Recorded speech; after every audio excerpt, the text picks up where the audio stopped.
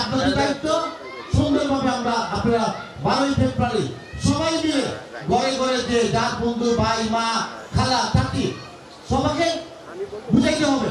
অনেক মনে করবে যে বিএনপি তো অলরেডি পাস হয়ে গেছে, কিন্তু না, তারপরে আপনাদের ঘরে ঘরে যেতে হবে, যাই আমাদেরকে নিজের জন্য ভোট চাইতে হবে।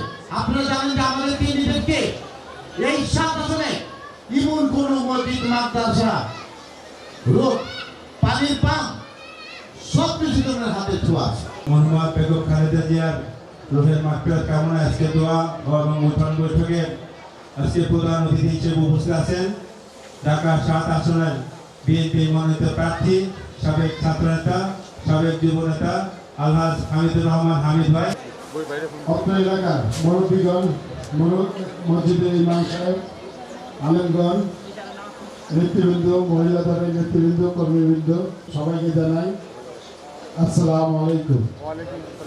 উপস্থিত আপনারা আজকে দেশ নেত্রী খালেদা জিয়া 3 প্রধানমন্ত্রী, আবশ্যক নেত্রী, যিনি কখনো কারোর সাথে আপোষ করেননি, সেই ব্যক্তির আজকে দোয়া মাহফিল অনুষ্ঠানে আপনারা মনের গভীর থেকে দোয়া করবেন আল্লাহ যেন তাকে জান্নাতবাসী করেন।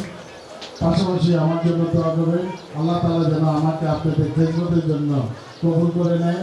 আপনাদের অনেক সমস্যা, এই সমস্যাগুলি কিছুদিন আগেও বলে গেছি, আবার বলছি, আমাকে যদি আপনারা নির্বাচিত করেন, পরবর্তীতে আমার সরকার যদি গঠন করতে পারি, আমরা আপনাদের এই সমস্যাগুলি কীভাবে সমাধান করা যায় আমি ইনশাল্লাহ আমি এটা করবো। কিছুদিন আগে আমি নাইমের মাধ্যমে একটা সমাধান করতে গিয়েছিলাম, এই পানি যে জমে যায় একটা সাইডে, ওখানে এখনো হয়নি, যদি হয়তো ভালো, আর যদি না হয় আমরা পরবর্তীতে আরেকটা চেষ্টা করবো। সে যে পানিগুলো জমে যায় ওটা রসুলপুর কোম্পানি ঘাটে। আমরা আপনাদের এখানে কাজ করার জন্য আমি 24 ঘন্টার মধ্যে আপনাদের কাছে কাছাকাছি থাকবো, নির্বাচিত হলে আপনাদের পাশে সবসময় থাকবো, এখানে বাড়ি ঘরও করবো আপনাদের পাশে, যেন আমাদের খুঁজে পান। আরেকটা করবো, আমাদের বড় ভাই এখানে বসে আছেন, মোশাররফ হোসেন খোকন ভাই, ওনার ওখানে করবো বাড়ি ঘর করবো আর কি। শোনেন, নেতারা যদি কাছে পান অভিযোগ অনেক করা যায়, নেতা যদি ভালো মনের হয় সবসময় অভিযোগ করে ভালো ফসলও ঘরে আনা যায়। দেখ, এটা অনেক লম্বা কথা, আগে পাশ করি, নির্বাচিত হই, সরকার গঠন করি, তারপরে সব দুঃখ সুখে সাথী হতে পারবো আমরা সবাই মিলে। কিন্তু ইনশাআল্লাহ রাজনীতি করবো না, আমরা সবাই মিলে মিশে থাকবো। আজকে জানেন মনির ভাই, উনি আমি একসাথে হয়ে রাজনীতি করার অঙ্গীকার মনির ভাই করেছেন, আমিও করেছি। উনি বড় ভাই, সম্মান করে সবাই মিলেমিশে থাকবেন। আমরা এক প্রতীকের নিচে থাকতে চাই, সবাই মিলেমিশে। মনির ভাই আছেন এখানে, খোকন ভাই আছেন, সবাই আপনারা যে কষ্ট করেছেন সারাদিন, আমি আপনাদের কাছে ক্ষমা চাই। আমি আসার সময় একটা জানাজা করতে হয়েছে, কারণ জানাজা ফেলে আসতে পারি না। নির্বাচনের সময় ওখানে যে লোক মারা গিয়েছে, কালকে রাত্রে একসাথে আমরা বসে বৈঠক করতেছিলাম একটা মসজিদের ব্যাপারে। উনি আমাকে বললো, বাবা অনেক দিনের এই ঝামেলা, এটা কেমনি করা যায়, এই নিয়ে আলাপ করে আমি বলেছি ইনশাল্লাহ আমি এটা 20 তারিখের পর আপনাদের সাথে বসবো আবার, এই কথা দিয়েছি। কিন্তু উনি রাত্রেই ইষ্ট করে মারা গেছে, ওই জানাতে গিয়েছিলাম।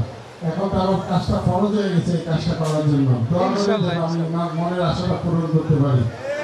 আপনারা সবাই আমার জন্য দোয়া করবেন, আল্লাহ যেন আমাকে সুস্থ রাখে, আপনাদের খেদমত করতে পারি, এই চেষ্টা আমি করবো। আপনারা শুধু আল্লাহর কাছে বলবেন আল্লাহ যেন আমাকে শক্তি দেয় আর সাহস দেয় আর মনোবল করা, আমাকে যেন সুস্থ রাখে আল্লাহ।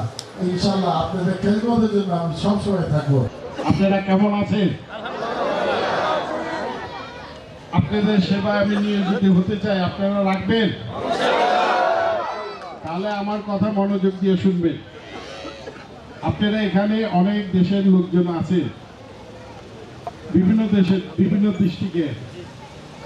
আপনারা সবাই যদি আমারে আপনাদের গার্জিয়ান হিসাবে বানাতে চান, আমি থাকতে চাই, আপনারা থাকবেন? আপনাদের সুখ দুঃখে সাথী হতে চাই। বিপদ আপদে সুখী হইতে চাই।